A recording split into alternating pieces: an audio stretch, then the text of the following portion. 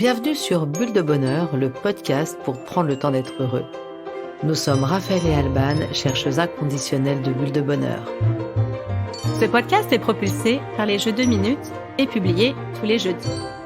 Aujourd'hui, nous vous partageons l'épisode numéro 43, Je distribue de la tendresse. Mais avant de commencer, merci pour tous vos encouragements. Vous êtes nombreux à nous soutenir et à nous dire combien ces bulles de bonheur sont sympas à écouter. Merci également à tous ceux qui se sont inscrits à notre page Instagram. Et pour les autres, courez vous abonner à notre page Instagram bulle.debonheur. Oh là là, mais qu'est-ce que ça me chicote! Question tendresse, je suis une personne plutôt démonstrative aujourd'hui, alors qu'avant, c'était plus difficile. J'ai appris au fil des années à donner comme à recevoir de la tendresse et aujourd'hui, impossible de m'en passer. J'ai également remarqué que certains enfants sont très câlins et d'autres beaucoup moins. Et là, ça me chicote. La tendresse est-elle naturelle, nécessaire et au final, qu'apporte-t-elle? La tendresse nous fait un bien fou, car elle nous renvoie à des images de douceur, de chaleur, de câlin, de confort, à des images de notre enfance aussi. La tendresse est un élément nécessaire au développement cérébral de l'enfant et aussi un geste essentiel à notre survie. Selon les experts en psychologie émotionnelle, la tendresse nous permet de créer des liens significatifs et durables avec nos proches. Savez-vous qu'un bébé, s'il n'est pas touché, dépérit? Ça a été observé chez des prématurés ou dans certains orphelinats. Une expérience a été menée par le professeur Saul Schoenberg à l'université de Duke, en Caroline du Nord, aux USA. Cette expérience a privé des bébés rats de leur maman. Ces bébés avaient cependant à leur disposition un environnement favorable à leur développement et de la nourriture. Et pourtant, ces bébés rats se sont purement et simplement laissés mourir. Même Bourvil nous dit que le toucher est essentiel. Et même il le chante. Rappelez-vous de cette chanson où allez l'écouter parce qu'elle est vraiment charmante. « Vivre sans tendresse, on ne le pourrait pas. Non, non, non, on ne le pourrait pas. » Pour Jacques Salomé, la tendresse est la sève de la relation, ce qui fait que deux êtres vivants s'approchent, se rencontrent, se découvrent. Il nous dit « La tendresse est porteuse d'élan de bienveillance, elle vibre d'une intensité de l'attention et d'une écoute qui touche au plus profond celui ou celle qui va la recevoir. » Et oui, la tendresse est un moyen de connexion. C'est un des moyens le plus simples de montrer son affection. Pourtant, dans notre quotidien agité, nous pouvons oublier de nous arrêter, de prendre un moment simple pour nous offrir ces instants de tendresse.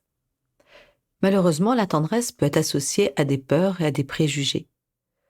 Jacques Salomé nous dit « Nous sommes dans une culture, dans une civilisation où la tendresse paraît redoutable, car elle est associée à une possible érotisation des relations et à une crainte plus ou moins développée de la dépendance. » Aussi, c'est à noter que dans certaines familles, la tendresse s'exprime peu. Ça peut être culturel, par habitude. La pudeur, dans ces cas-là, prend souvent le dessus. Comment se manifeste la tendresse? Alors la tendresse se compose de nombreux langages, autres que le langage verbal.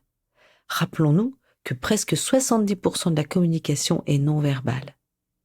Alors ça peut être le langage du regard, du toucher, de l'odeur, de la proximité physique et aussi le langage de l'intention, c'est-à-dire vouloir du bien-être, du mieux, du doux à soi-même et à l'autre.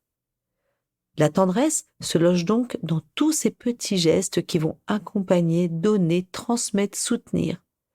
Elle peut se manifester par le toucher, une main sur une épaule, une caresse, un câlin, une étreinte, mais aussi par d'autres langages corporels, comme un regard attentif, une respiration qui s'accorde à la personne qui nous est proche, un ton de voix chaleureux, chaud, doux.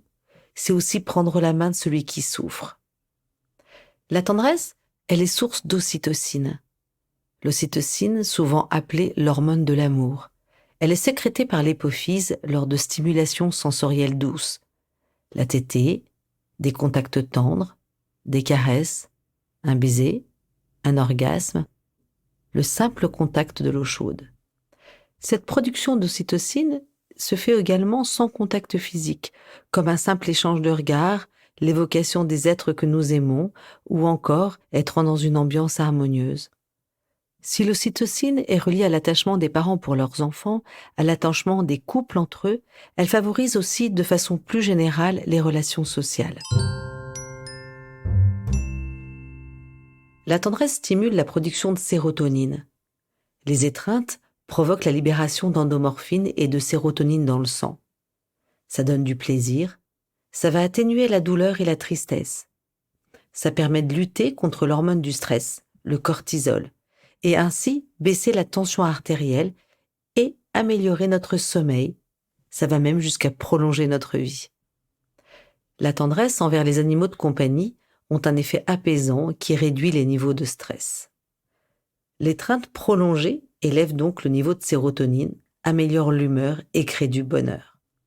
Savez-vous qu'il faut 20 secondes d'étreinte, de caresse, de tendresse pour que toutes ces hormones viennent inonder notre cerveau et calmer notre stress.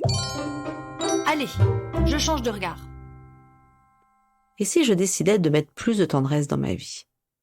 On avait fait un petit focus sur le câlin dans notre bulle de bonheur numéro 29, mais nous allons aller plus loin et voir en détail tous les bienfaits du toucher. Commençons tout d'abord par le contact physique avec les enfants. Le toucher, c'est donc ce premier sens que l'on acquiert, et c'est aussi le dernier qu'on va perdre d'ailleurs. Le toucher, c'est le transmetteur de tendresse le plus connu et le plus utilisé. C'est un puissant moyen d'expression qui est tellement nécessaire pour tous les bébés et les enfants. Un bébé reconnaît ses parents tout d'abord par contact. À notre naissance, le contact de notre famille nous montre que nous sommes aimés et uniques. La confiance et la tendresse de nos premières années sont encore présentes dans notre système nerveux d'adulte. Et les câlins que nous avons reçus de notre père et de notre mère restent imprimés au niveau cellulaire. J'en parle beaucoup quand je fais mes conférences sur l'affectivité et la sexualité, et je dis beaucoup aux parents, pensez à développer la carte du tendre de votre enfant. Plus vous allez câliner votre enfant, plus vous allez le caresser pendant sa petite enfance, et plus il aura de facilité à distribuer de la tendresse plus tard. Les services de néonatologie ont bien compris la nécessité des caresses. La tendresse a vraiment ses lettres de noblesse. Les parents sont invités à caresser leurs nourrissons. Des bénévoles même viennent aussi câliner les enfants. Ces bébés, coupés de ce pot à pot avec leur mère, ont en effet besoin d'être câlinés, cajolés, embrassés, caressés. En effet, dès leur naissance, les bébés comprennent d'ailleurs la signification du toucher. Parce que la peau est parmi les organes des sens celui qui se développe le plus vite, qui occupe le plus de place et qui a le plus besoin d'être satisfait. La neuroscience a pu démontrer le rôle fondamental de la tendresse sur le développement cérébral de l'enfant. En effet, les circuits biochimiques du cerveau supérieur commencent à se développer pendant nos 3 premières années de vie. Ces circuits se développent en fonction de nos expériences et notamment des soins et de l'affection que nous avons reçus de la part des adultes qui comptaient dans notre vie. Il est donc essentiel de maintenir un contact visuel avec un bébé, de lui sourire, de jouer avec lui, de le tenir dans ses bras, de le caresser, de lui procurer un sentiment de plaisir et de sécurité. Ce contact ne doit pas se faire 24 heures sur 24, bien entendu, mais quand vous le faites, faites-le pleinement et faites-le sans regarder votre écran de téléphone, par exemple. Vital pour les enfants, ce contact est également très important pour les couples. Et contrairement à ce que certains pensent, ça ne se limite pas aux relations sexuelles. Sourire, se prendre la main, se regarder dans les yeux, s'embrasser, se caresser, se faire un baiser, se toucher l'épaule. Tous ces petits gestes sont parfois bien plus puissants que des mots. Ainsi, la manifestation de notre affection à notre partenaire est un des piliers fondateurs du couple. Et cette exploration du corps, elle est sans fin. Il y a quasi 2 mètres carrés à explorer. La tendresse est une manière de se dire « je t'aime », ça permet de se sentir en sécurité, ça permet de remplir son réservoir affectif. Je vois aujourd'hui trop de couples qui me disent négliger la tendresse, soit parce qu'ils n'ont pas le temps, ou alors simplement peur que la tendresse les conduise forcément à une relation sexuelle. Notre corps est plein de trésors cachés. Nous avons tous des zones de préférence pour être caressés. Certaines zones du corps délivrent plus de plaisir que d'autres. Vous pouvez ainsi apprécier qu'on vous prenne la main et vous détester qu'on vous touche l'épaule. Certains vont adorer s'attarder sur la plante des pieds ou le creux des reins et détester être touchés à l'avant-bras. À vous donc de découvrir quels sont les endroits cachés qui font vibrer votre chéri. Et si vous ne les trouvez pas, surtout, demandez-le lui. Exprimer son amour à travers les contacts physiques est d'ailleurs tellement important que Gary Chapman l'a identifié comme un de nos langages d'amour. Après 20 ans d'expérience en tant que conseiller conjugal, l'Américain Gary Chapman a en effet mis en relief 5 langages que nous utilisons pour communiquer notre amour. Il y a donc les services rendus, les paroles valorisantes, les moments de qualité, les cadeaux et celui qui nous rassemble aujourd'hui, le toucher. Entre personnes, entre membres d'une famille, entre amis, le toucher est aussi un moyen de communication très puissant. Nous avons tous en tête des amis, des frères, des sœurs qui s'enlacent pour célébrer des retrouvailles, qui fêtent la joie de se revoir. Nous pouvons aussi nous rappeler d'avoir vu des personnes que nous aimions se pleurer dans les bras. C'est aussi une manifestation de tendresse. C'est un moyen de se soutenir, une manière d'exprimer sa compassion. Je parlerai aussi de l'importance du toucher quand les mots ne sont plus là. Pour certaines personnes âgées, pour des personnes qui sont porteuses de handicap ou avec des malades. Alors, quels sont les bienfaits de la tendresse ? De l'orgasme au regard, de l'étreinte prolongée à un petit geste quotidien, du massage à une attention particulière, la gamme est large et je suis certaine que chacun d'entre vous trouverez certainement ce qui vous convient et ce qui convient à la personne avec laquelle vous souhaitez nourrir cette tendresse. La tendresse, comme on l'a vu, elle stimule l'ocytocine, elle fait baisser le cortisol, elle soutient le système immunitaire, elle guérit la dépression, elle réduit le stress et elle améliore le sommeil. La tendresse, c'est revigorant, rajeunissant et c'est sans effet secondaire.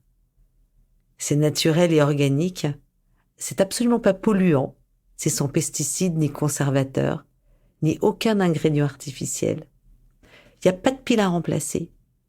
C'est une faible consommation d'énergie pour un rendement énergétique très élevé. C'est une grande source de valeur et c'est non imposable. Alors vraiment, la tendresse, elle est à consommer sans modération. Et hop, je me lance. Cette semaine, je retiens 1. La tendresse est le ciment des relations. 2. De la naissance à la mort, la tendresse joue un rôle essentiel pour le développement, le bien-être et les relations. 3. Je peux la manifester de multiples manières. Contact physique, allant d'une légère caresse à l'étreinte endiablée, ou autres contacts comme les yeux ou la voix. À vous de jouer, chers auditeurs. 2 minutes pour réfléchir à 3 gestes de tendresse que vous appréciez, à partager avec ceux que vous aimez.